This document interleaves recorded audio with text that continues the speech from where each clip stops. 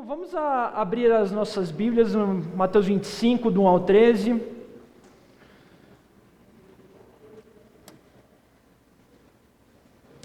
Aliás, pode deixar aberto.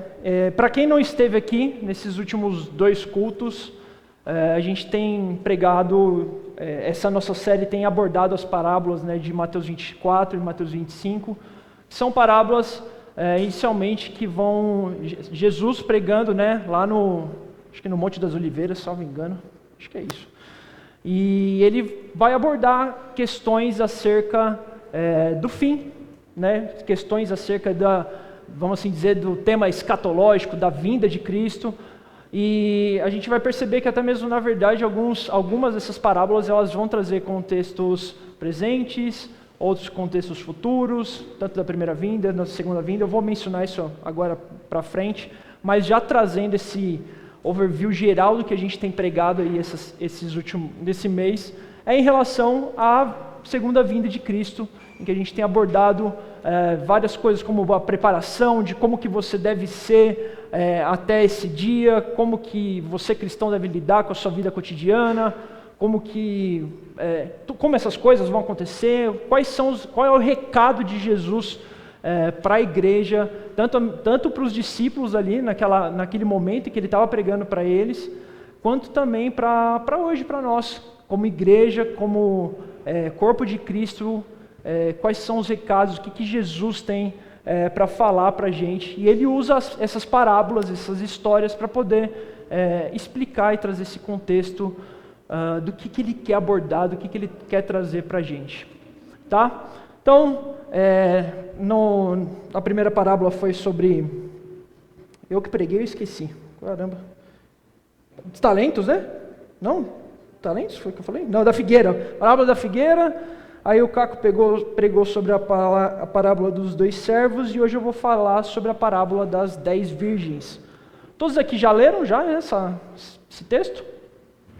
Quem nunca leu esse texto? Não tenha vergonha, pode falar, tá tudo bem. Tá bom, acho que todo mundo leu, coisa boa. Então vamos ler as nossas Bíblias. Vamos lá, Mateus 25, do 1 ao 13. O reino do céu será semelhante a 10 virgens que, tomando as suas lâmpadas, saíram ao encontro do noivo. 5 delas eram insensatas e 5 prudentes. Ao pegarem as lâmpadas, as insensatas não levaram azeite. As prudentes, porém, levaram azeite em suas vasilhas, juntamente com as lâmpadas. E, demorando o noivo, todas começaram a cochilar e dormiram.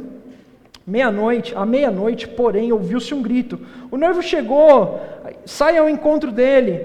Então todas as virgens se levantaram e prepararam as suas lâmpadas. E as insensatas disseram às prudentes: dai-nos do vosso azeite, pois as nossas lâmpadas estão se apagando. Mas as prudentes responderam: não, talvez não haja o suficiente para nós e para vós. Ide, porém, aos que vendem azeite, comprai-o para vós. E assim que elas saíram para comprá-lo, o noivo chegou. As que estavam preparadas entraram com ele para a festa de casamento, e fechou-se a porta. Depois também chegaram as outras virgens e disseram: Senhor, Senhor, abra-nos a porta. Ele, porém, respondeu: em verdade vos digo que não vos conheço. Portanto, vigiai, pois não sabeis nem o dia, nem a hora. Amém? Vamos orar rapidinho mais uma vez. Senhor, obrigado porque a Tua palavra é viva, obrigado porque a Tua palavra é eficaz, obrigado porque o Senhor é bom e o Senhor resolveu se revelar a nós através da Sua palavra. O Senhor quis também nos ensinar coisas, o Senhor quis também nos trazer diversas lições de como nós devemos progredir nessa nossa vida, antes mesmo até o dia do seu retorno. Então eu te peço que o Senhor ilumine nosso coração, traga entendimento do que o Senhor quer falar conosco nessa manhã, nos ajude, e também, Pai, eu peço que o Senhor me ajude também a poder transmitir tudo que o Senhor quer falar com a Tua igreja hoje. Me ajuda, me capacita, em nome de Jesus. Amém. Pois bem, gente, poxa, essa parábola todo mundo acho que já leu ela algumas vezes e é bem, como toda a Bíblia, né, é muito claro em que a gente consegue ver em diversas denominações ou contextos que você está inserido, uma igreja pentecostal, ou uma igreja reformada, ou lá na presbiteriana, ou seja lá onde você estiver, você vai ver que em toda a Bíblia a gente consegue ver dezenas e dezenas de visões ou de entendimentos diferentes acerca do que a Bíblia está escrito ali, né? Então, ao longo da história, a gente percebe que até mesmo nessa parábola a gente vê dezenas de coisas que a gente fica confuso do que realmente quer dizer ou não. Então hoje eu vou trazer uma pregação um pouco mais expositiva no começo, né? Vou explicar para que a gente possa entender o que realmente, ou até mesmo o que a nossa igreja acredita como a verdade sobre esse texto, mas literalmente quero trazer uma certa clareza do que Jesus ele queria ensinar para a gente em relação a essa parábola. Então, de início, eu quero trazer mais um contexto histórico do que se passava nessa época, nesse momento, vamos assim dizer, desse casamento. Então, esse evento por si só, o casamento, ele era um evento central da cultura judaica, em que movimentava toda a comunidade judaica. Era um momento de alegria para o povo judeu. Então, quando Jesus traz essa realidade do casamento, dessas 10 virgens se preparando para poder acompanhar a noiva, é realmente Jesus ele mostrando uma beleza que tinha no casamento, né, para que ficasse claro para as pessoas o que ele queria dizer. Então, os elementos principais disso do casamento primeiro, a noiva e suas amigas, as virgens se reuniam para esperar o noivo, né? Como se fossem as amigas da noiva ali, igual a gente costuma ver hoje em dia. As amigas vão lá junto com a noiva para o cabeleireiro, se arrumam juntas, elas se divertem, tem um tempo muito legal ali, especial. Basicamente é a mesma coisa, só que 2000 anos atrás. Então, segundo ponto, o noivo vinha buscá-las. O noivo chegava até a tenda, ou seja, lá onde que elas estivessem, ia buscar a noiva e as suas amigas e essas virgens e faziam uma procissão e seguiam em procissão até a casa dele ou até onde esse casamento iria acontecer. E por fim, essa celebração ela terminava com um banquete. E que poderia durar dias, essa festa toda poderia durar dias, né? Cantares 3, do versículo 6 até o 11, a gente vai ver já um relato de como funcionava isso, e também em Salmos 45, do 13 ao 15, a gente vai ver relatos mostrando como é que funcionava esse casamento que Jesus está ali usando para poder falar e ensinar ali aos discípulos acerca dessa parábola. Então, assim, além disso, a gente consegue perceber a importância das tochas, né, das lamparinas ali, que não é simplesmente uma figura de linguagem que Jesus usa para poder ensinar algo de como que a gente deve estar preparado ou não, como que a gente deve viver ou não. Esse texto ele não traz só essa realidade de a gente precisa viver de forma em santidade ou sem pecado, etc. Literalmente existe uma importância muito legal do que Jesus está querendo trazer para a gente aqui. E a importância dessas tochas literalmente mostrar a identidade dos participantes. Sem a tocha, eles eram considerados intrusos. Olha que interessante. Então, naquela época, se você era, no caso, né, as virgens, se você era uma virgem, se você tivesse ali junto com a noiva, e se você tivesse sem a tua lamparina, sem a tua tocha, cara, você era considerado um intruso, você não estava apta a participar do banquete e da festa.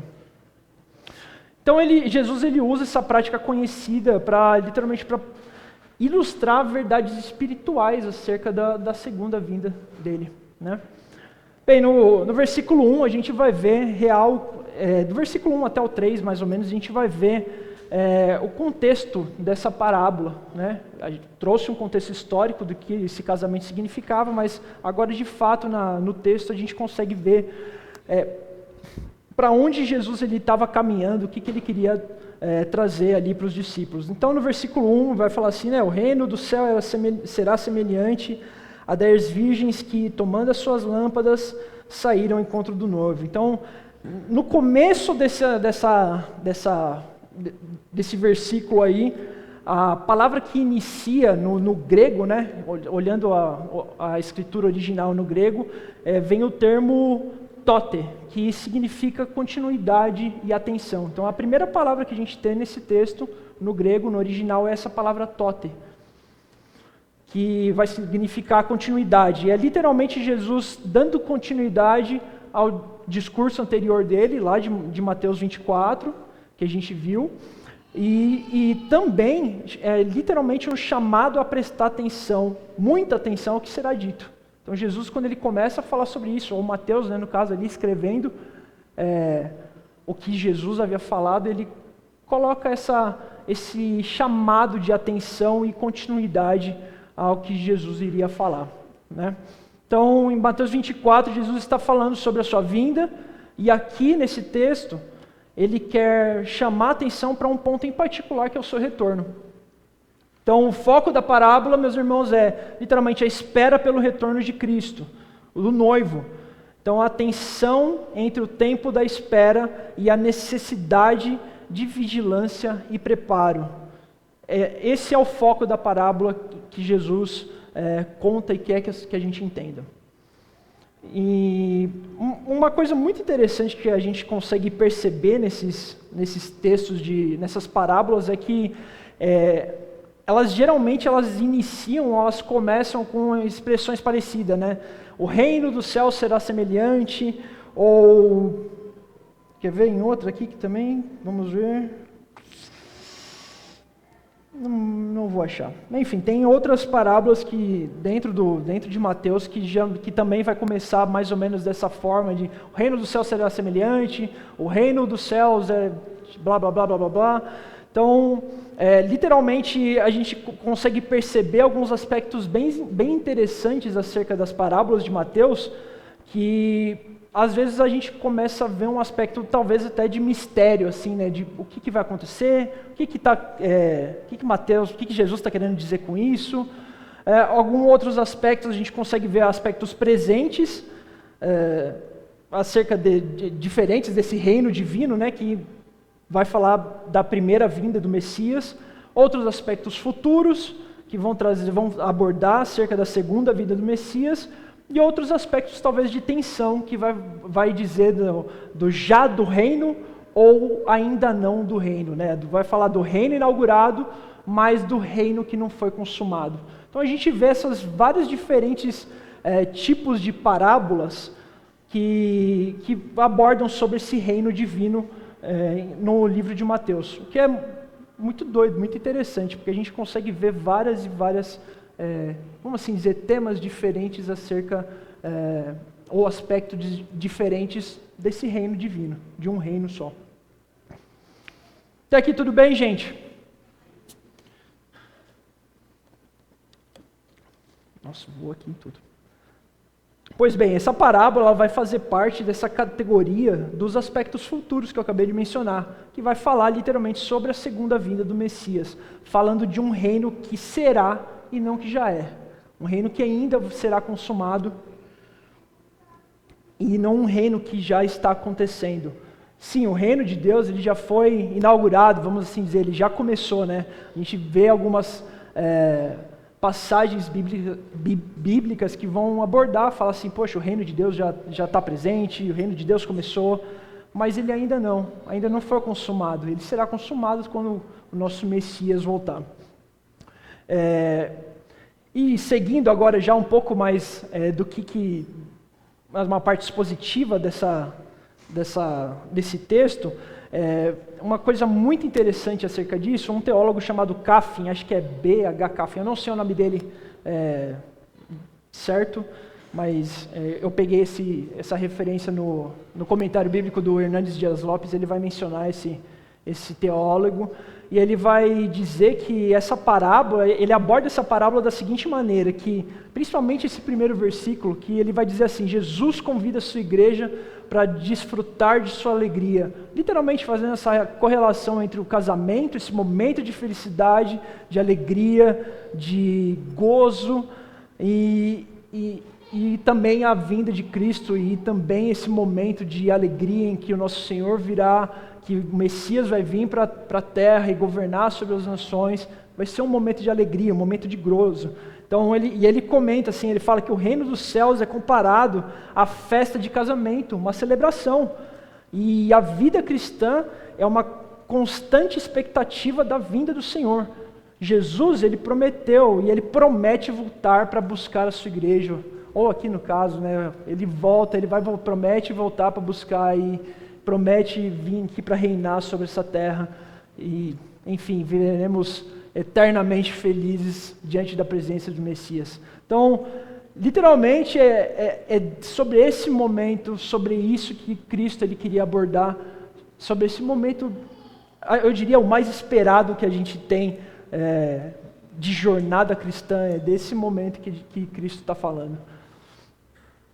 Então, esse primeiro versículo ele vai comparar Jesus ele vai convidar a sua igreja a desfrutar de alegria, e aí nos versículos seguintes, no versículo 2 e 3, a gente vai começar a ver e entender um pouco melhor sobre a questão dessas virgens, das 5 virgens. Existe acho que se eu não me engano, Agostinho ele tentava dar um certo significado sobre esse número de 5 virgens, falando sobre 5 sentimentos, alguma coisa. Tentando explicar, trazendo um pouco de numerologia, vamos assim dizer, acerca desses números das 5 virgens ou das 10 virgens, mas no final das contas o que a gente acaba vendo é que existe uma divisão ali, e não é uma divisão de gênero, de política, de uma esquerda, direita, um capitalista, ou um socialista, ou um homem, ou uma mulher, ou uma criança e um adulto, ou qualquer tipo de... Não existe nenhum tipo de diferenciação aqui. A única divisão que a gente consegue ver é que essas virgens, no caso, retratando, vamos assim dizer, a igreja, que é dessa forma que a gente vai olhar para esse texto hoje, literalmente a gente vê dois grupos de virgens, umas que são as sensatas e as insensatas, as prudentes ou as nécias, que vai falar assim, né? Então, no texto a gente vai poder ver que todas essas virgens, elas estavam preparadas inicialmente, elas tinham as suas lamparinas, elas estavam com elas abastecidas, vamos assim dizer, elas tinham lâmpadas e saíram ao encontro do noivo, elas estavam preparadas, elas tinham, mas no decorrer do texto a gente consegue perceber que elas tinham trago o óleo a mais, né, ou o azeite a mais, para que elas estivessem preparadas para caso o noivo demorasse, que no caso foi o que aconteceu. E da mesma forma que tem pessoas ou teólogos tão importantes para nós tentando explicar acerca do que esse número ou essa círculo virgem significa, também da mesma forma a gente tem pessoas que tentam explicar ou trazer várias abordagens acerca do que esse óleo ou esse azeite significava. Então a gente vai ter várias interpretações alegóricas acerca disso, como fé, boas obras, Espírito Santo. Eu particularmente, eu olho para esse azeite, para esse óleo, eu creio fielmente que tem muito a ver com o poder do Espírito Santo, com o Espírito Santo, mas no final das contas, o ponto central não é só o significado do óleo ou o significado do número dessas virgens, poderiam ser 14, poderiam ser 20, 10, 5, 3, mas o ponto central disso tudo, dessa parábola, é que sobre a necessidade de estar preparado. É isso que Jesus está querendo abordar aqui para os discípulos, para quem ele estava pregando e para nós hoje. Não é o que o óleo é, o que essas virgens são, quantas são, o que a lamparina é, mas sim a necessidade de estar preparado para o retorno do Messias, para a chegada do noivo. É isso que Jesus está querendo alertar a gente com essa parábola. Então, por fim, a igreja ela precisa de uma adequada preparação para participar da alegria do Senhor, desse momento de casamento, esse momento de felicidade e gozo, que é o retorno do Messias, que é a segunda vinda dele. Esse momento tão aguardado desde os discípulos, desde a história da igreja inteira, até hoje, até os dias de hoje, até os próximos anos. A gente não sabe quando isso vai acontecer, mas até esses próximos anos, essas próximas gerações que verão esse dia, aliás, todos nós veremos, mas que estarão vivos e participarão isso de forma real, literalmente é isso que o Cristo está falando assim: ei, estejam preparados para essa adequada, esteja com uma adequada preparação para participar desse grande dia, para essa alegria, para esse casamento tão glorioso que vai ser. Uau, que lindo, né? Jesus ensinando, mostrando, o que é mais interessante é Jesus usando um casamento, cara, para poder ensinar essa verdade tão preciosa que vai ser esse momento em que a gente vai poder encontrar com o nosso Deus, com o nosso Senhor. Que coisa linda. Pois bem, hoje vai ser uma palavra um pouco mais rápida, tá, da gente? Então, não sei se é bom para vocês ou não. Mas, seguindo o texto um pouco mais, seguindo o texto, eu separei três pontos que me chamaram a atenção nos versículos seguintes, em relação ao desenvolvimento da parábola, né, como Cristo ele vai ensinando e falando. Três coisas me chamaram muita atenção. A primeira coisa foi no versículo 5, que a gente vê a demora do noivo para esse momento, para o casamento. Então, nós vemos que as 10 virgens, 5 elas estavam preparadas, as outras 5 elas não estavam preparadas, elas não tinham esse azeite sobrando. E aí no versículo 5, a gente vai ver que, e demorando o noivo, todas começaram a cochilar e dormiram. Então todas as virgens nesse momento, elas dormem. Então nós percebemos que todas elas tinham as candeias, né, as lamparinas, todas tinham azeite, mas nem todas tinham azeite suficiente, talvez para quando o noivo chegasse. Então, e aí, a partir desse momento, todas cansaram e dormiram. Então, a partir disso, mostra que o problema aqui em si não é a falta de preparo de algumas. Aliás, mostra que o problema aqui não é o sono. Todas dormiram, até as que estavam preparadas, até as prudentes, elas estavam com sono também, elas dormiram.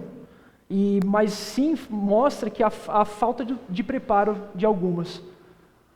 Sei lá o que aconteceu com elas, se elas acharam que talvez haveria um esconderijo com azeite ali sobrando, ou que ia, sei lá, cair azeite do céu naquele momento, para que elas...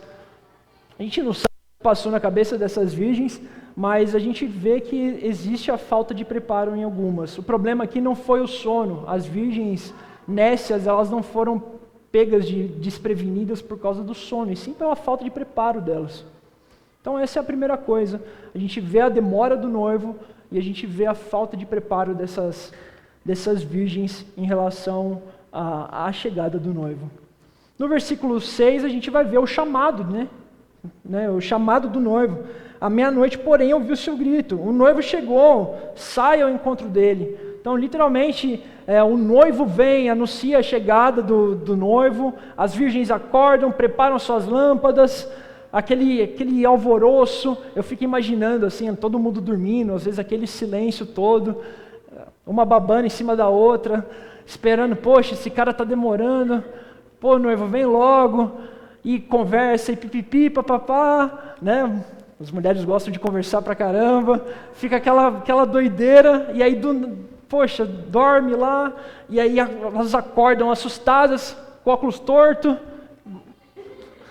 cabelo daquele jeito, pô, o noivo chegou, e aí elas acordam, preparam suas lâmpadas, e aí nessa parte, nesse desfecho, a gente já começa a ver os sinais de preparos e de insensatez. Então as sensatas, elas tinham esse óleo extra e conseguiram reacender as suas lâmpadas.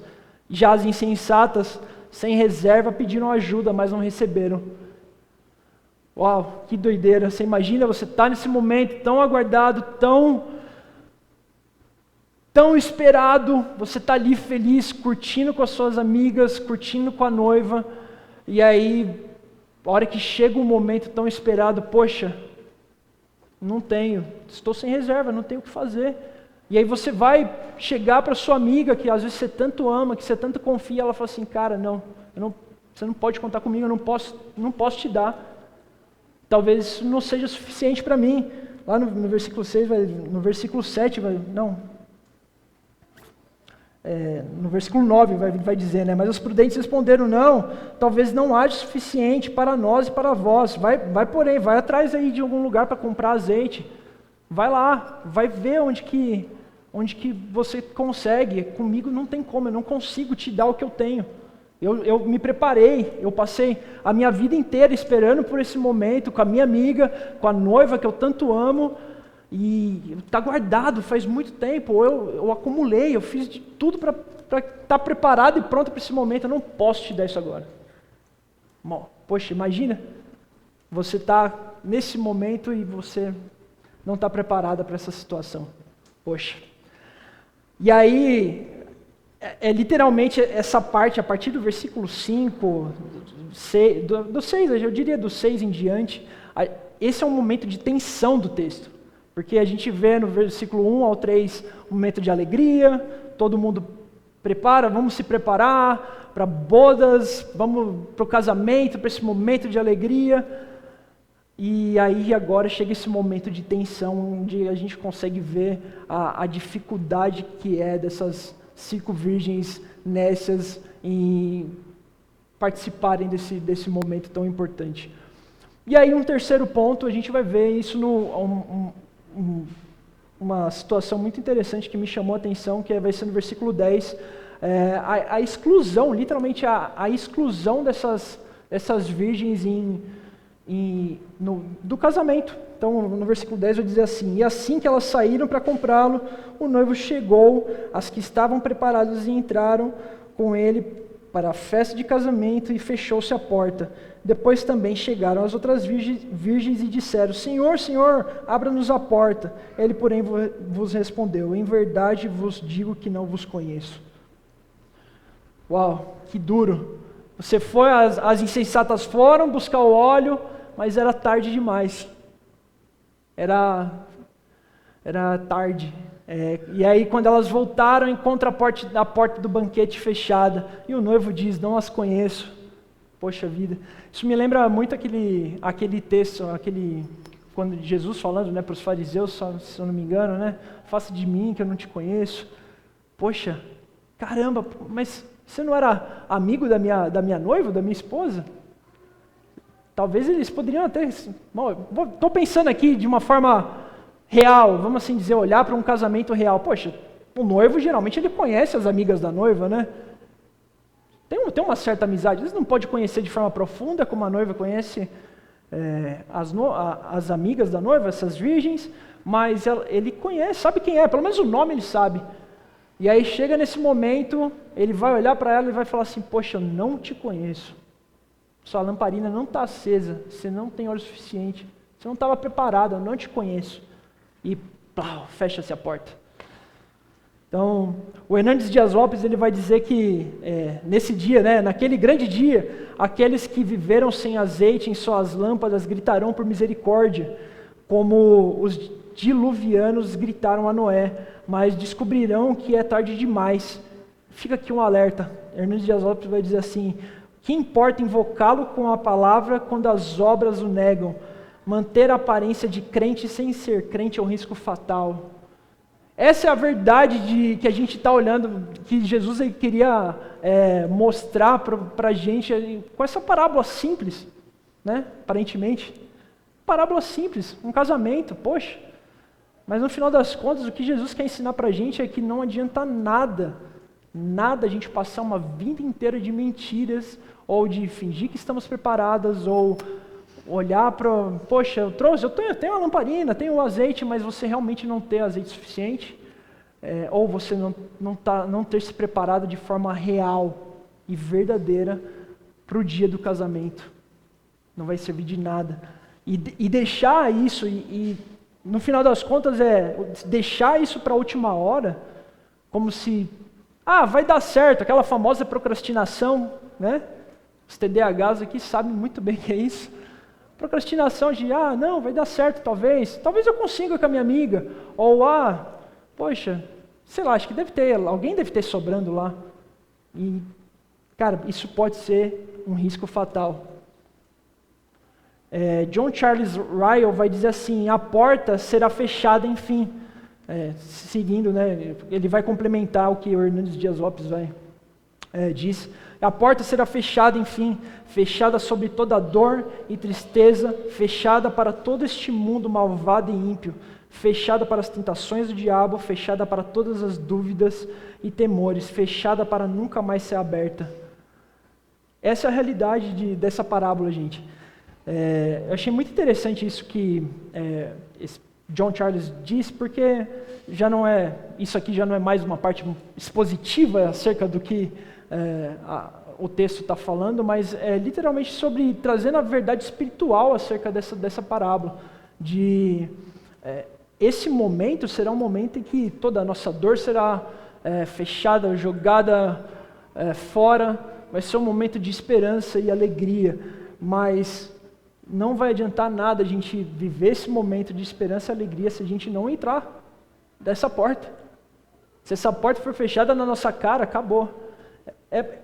É muito interessante porque essas parábolas, parece que elas falam de coisas diferentes, mas ao mesmo tempo você consegue ver coisas extremamente parecidas. Isso vai muito de encontro com o que eu preguei na primeira parábola da figueira, de que esse momento não adianta a gente deixar esse tempo passar e não estar preparado. E, igual eu falei, não vai ter uma segunda chamada, não vai ter ei, noivo, igual a porta do Enem lá, vocês têm até tal, e o cara fica lá esperando, sabe? Aí vai entrando, correndo, poxa, entrei de última hora. Cara, não vai ser assim. Não vai ter uma segunda chamada. Ou entrou. E se a porta for fechada na sua cara, que Deus nos livre disso. Que a gente esteja preparados para esse momento. Amém? E aqui eu já estou caminhando para o final, hoje vai ser extremamente rápido, de verdade. Espero ter sido bem claro com vocês acerca disso. Bem, enfim, é isso que a parábola de Jesus acerca das 10 virgens quer nos ensinar. Sobre preparo. E eu diria que essa série toda, ela não tem só a ver com o retorno do Messias e quais são as visões teológicas acerca disso, pré-milenista, pós-milenista, etc. Não, ele tem a ver com vida cristã diária. Tem a ver com o cristianismo diário, a renúncia diária, a preparação diária. Literalmente, aquele texto, né, de Jesus falando para que a gente carregue a nossa cruz todo santo dia, para o dia do casamento. É isso que o Evangelho é isso. É a gente reconhecer o nosso Senhor como nosso Salvador, reconhecer que Cristo é Filho de Deus e é Deus, aderir às verdades do Evangelho por meio do Espírito, mas no final das contas o dia após dia a gente viver de forma intencional em adorar o Senhor, de viver de forma intencional, se preparando para esse grande dia, para esse casamento. Existem essas verdades espirituais. Eu poderia a gente poderia juntos aqui falar um guia prático de como viver como as virgens prudentes. Poxa, você precisa jejuar, você precisa orar, você precisa ouvir o Espírito Santo, viver diante do Espírito, você precisa confessar seus pecados, você precisa amar o seu irmão. Cara, a gente tem no Sermão do Monte a gente tem um guia completo de preparação. Jesus ele foi o primeiro que criou um curso online do arrasta para cima lá falando como viver uma vida íntegra. Então, cara, a gente poderia discutir isso aqui hoje, mas no final das contas eu acho que nós já sabemos isso, né? A gente sabe, talvez a gente ignora, Da mesma forma que essas virgens ignoraram, que elas deveriam levar mais óleo, talvez. A gente sabe o que precisa ser feito. Então, acho que o chamado aqui é literalmente olhar para essa realidade, para essas verdades espirituais que Cristo queria nos ensinar e entender a necessidade de vigilância e preparo da nossa parte em relação ao casamento. E necessidade de vigilância é isso tudo que eu acabei de falar. Toma cuidado com as tentações, tomar cuidado com o seu pecado, confessar seu pecado.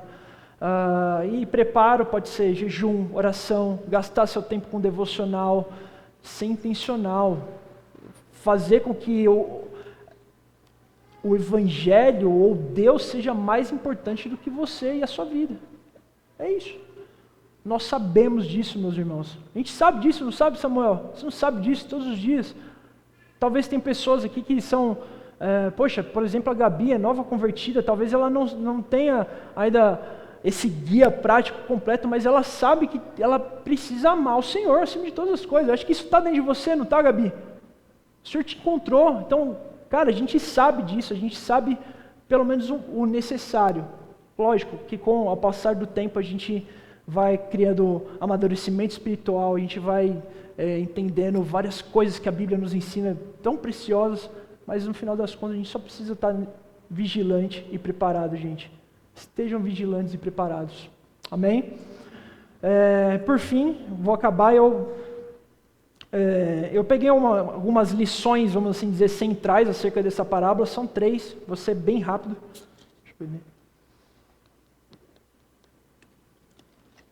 E a primeira lição central, ou talvez, vamos assim dizer, 3 passos práticos para que a gente possa olhar para essa parábola que a primeira é a preparação individual. Igual eu comentei ali no início que as virgens nécias chegaram e pediram ajuda para as outras virgens prudentes e elas perceberam que elas não iriam conseguir nada ali com elas. E o que a gente consegue aprender sobre isso é que cada pessoa é responsável pela própria preparação espiritual. Então, eu não posso depender da vida espiritual do meu marido, eu não posso depender da vida espiritual da minha esposa, do meu pai, do meu pastor, dos meus amigos, dos meus irmãos em Cristo, do teólogo que eu conheço, cara, enfim. A gente não pode depender dessas pessoas. A gente não pode depender do nosso irmão. A gente é responsável pela própria preparação espiritual. Então, a sua vida com Deus é sua vida com Deus. Lá na frente, no grande dia do juízo, no dia do telão lá, né? Esse é o clássico. No dia do telão, a tua mãe, o teu pai, a tua esposa, teu marido não vai estar ali para te salvar naquele momento. Vai ser a tua conduta, vai ser a tua preparação que vai te deixar bem diante dos olhos do Senhor. Então, a salvação e o discipulado, eles não podem ser emprestados de outro. Então, ali o seu óleo, o teu azeite, para que você possa reabastecer a tua lamparina, ela não pode ser pega emprestada. Você tem que estar preparado para isso. Você precisa estar ansioso e temente. E, cara, eu estou aqui preparado para esse dia. Pode vir o que for. Pode vir martírio, pode vir perseguição, pode vir a tentação que for. Cara, eu estou preparado para o dia que o noivo vier. Eu estou aqui. Tenho as minhas dificuldades, eu ainda continuo pecando. A gente conhece essa realidade que ainda nós somos pecadores, somos santos, mas ainda não. Ainda isso será consumado, assim como o reino vindouro será consumado. Mas a gente sabe que nós temos que estar preparados para esse momento. Amém? O segundo ponto, a segunda lição central disso é a sabedoria bíblica. A sabedoria consiste em prever a demora e se preparar adequadamente. Relaciona-se à vida de obediência e intimidade com Deus no presente. Jesus, ele quer que a gente esteja... igual eu falei na parábola da figueira, é um chamado à atenção e discernimento bíblico, quase que bíblico mesmo, no sentido, analise, fica atento, cara. Por mais que você não sabe o dia, mas olha para as coisas acontecendo, analisa.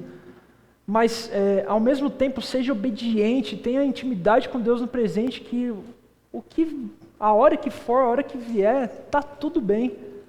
Jesus está chamando a gente a vida de obediência e intimidade nesses dias, ou até mesmo nesse ano, com essas parábolas, para que a gente possa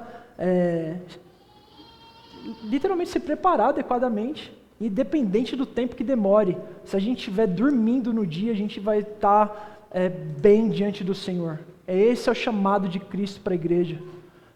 Se prepare, esteja bem, que no dia que eu vier, cara, você está bem, está tudo certo. Os outros, as nécias, eu me viro com elas depois. Mas vocês, prudentes, ei, está tudo certo. Foram tempos difíceis, não foram? Quantos anos vocês viveram? 70, 80 anos, 100 anos, que seja. Poxa, mas agora está tudo certo. Vamos curtir a festa de casamento. Vamos viver esse momento juntos. Eu fico imaginando, quando eu estava preparando essa palavra, eu fiquei imaginando literalmente Jesus olhando para a gente, nos nossos olhos, falando assim, poxa, ei Samuel, cara, que bom que você se preparou. Poxa, que bom que Dona Rô, que bom que você teve uma vida íntegra. Você teve dificuldades, eu sei que você pecou e tal, mas poxa, olha só, a sua vida de obediência, intimidade, valeu a pena, não valeu? A gente não está aqui junto agora para curtir esse momento? Enquanto os outros estão lá batendo, ei Senhor, me deixa entrar. Não conheço vocês não, ei Dona. Mas eu fiquei imaginando muito essa cena assim, sabe? Então, e vai ser isso, gente. E um terceiro e último ponto, como eu falei no começo, é um chamado à vigilância e expectativa. Então, a vigilância não é uma espera passiva, mas uma vida orientada para o retorno de Cristo. Eu gosto muito de pensar no Evangelho ou nas coisas que a Bíblia diz, ou quando eu olho para a escatologia, assim, eu sempre gostei muito de estudar isso, sobre o retorno do Messias e como que vai acontecer, o que é. Poxa, cara, tanta informação linda e legal, mas e o que mais me chama atenção nisso é que o Brasil, culturalmente, o gospel brasileiro, ele criou esse medo do retorno de Cristo, né?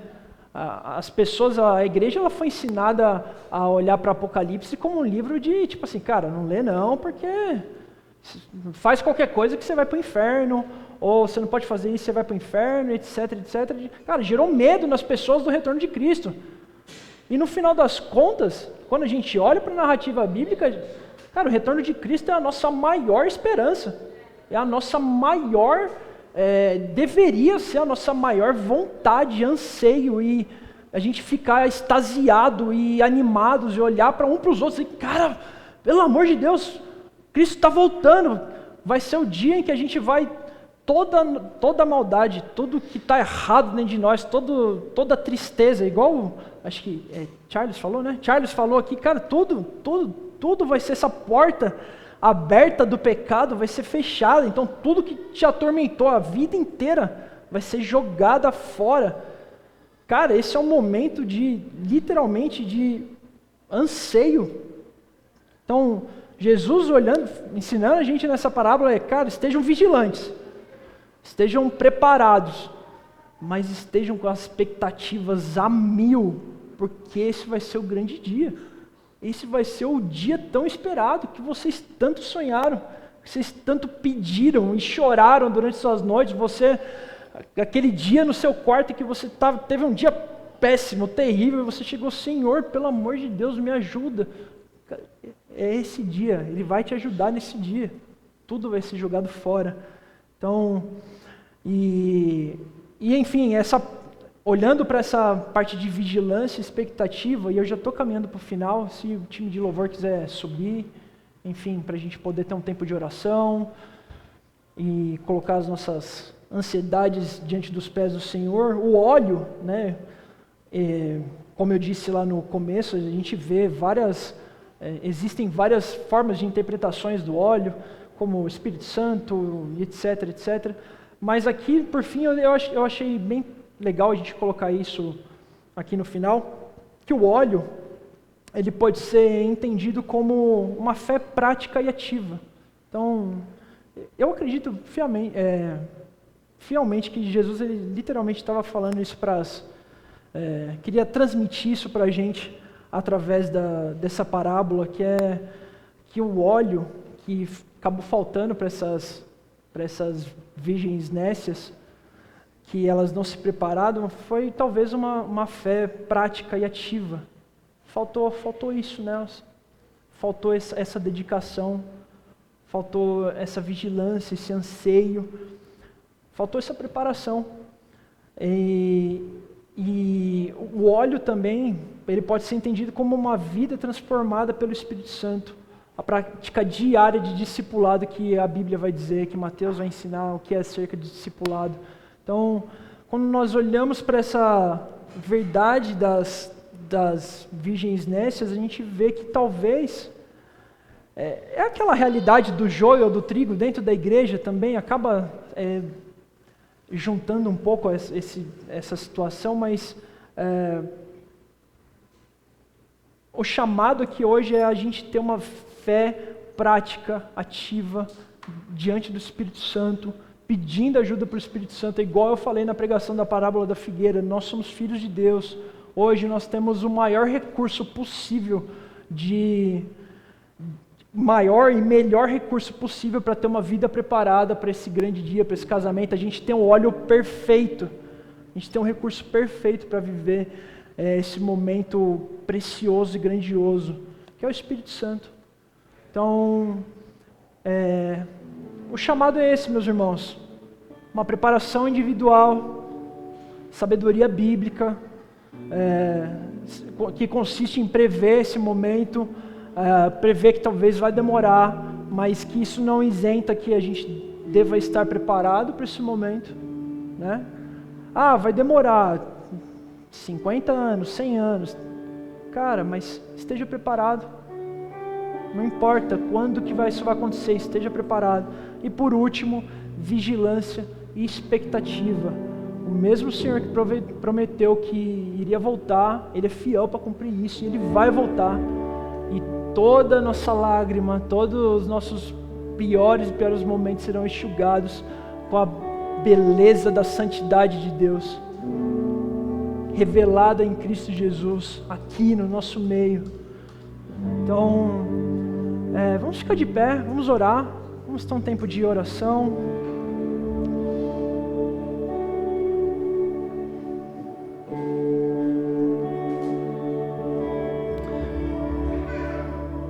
Uma reflexão final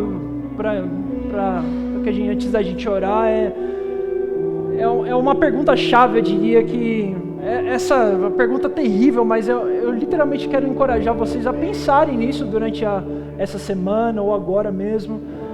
Você está preparado para o retorno do noivo? Você está com óleo guardado aí? Você separou óleo a mais para caso ele demore?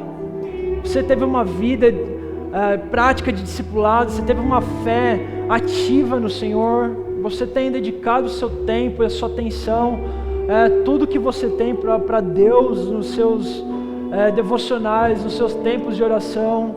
Você tem jejuado? Vamos pensar aqui pensa na sua vida, o que está faltando, o que você tem feito? Você está preparado para esse momento?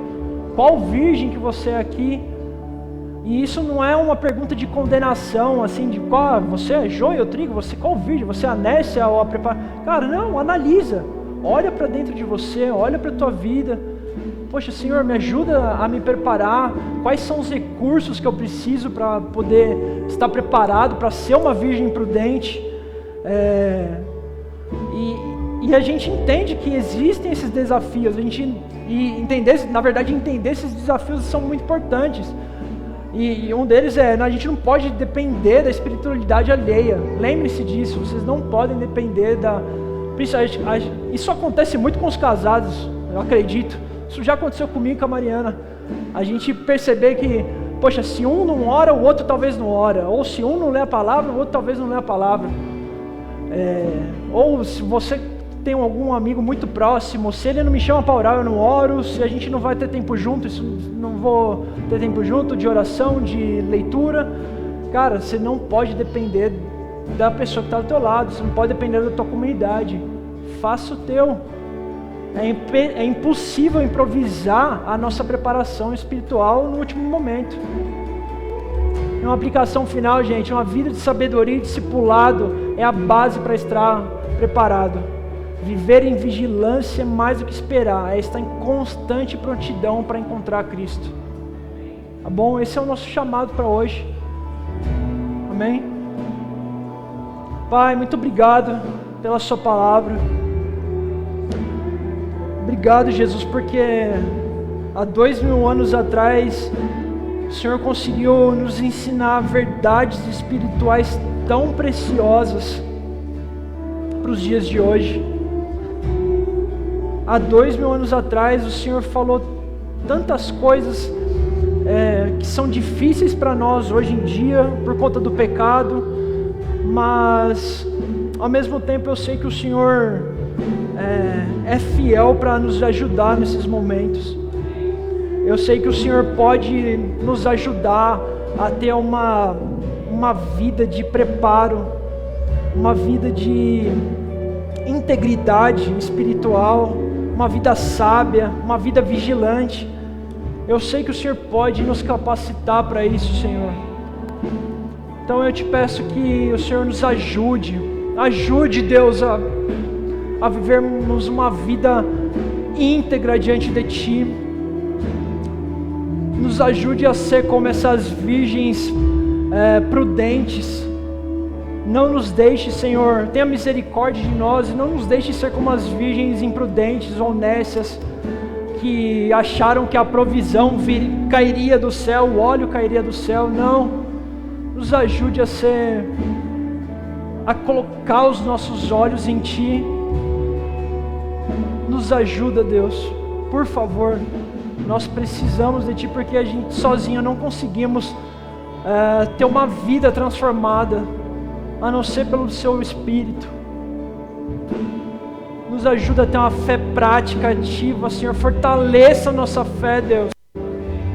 Fortaleça a nossa fé em Ti.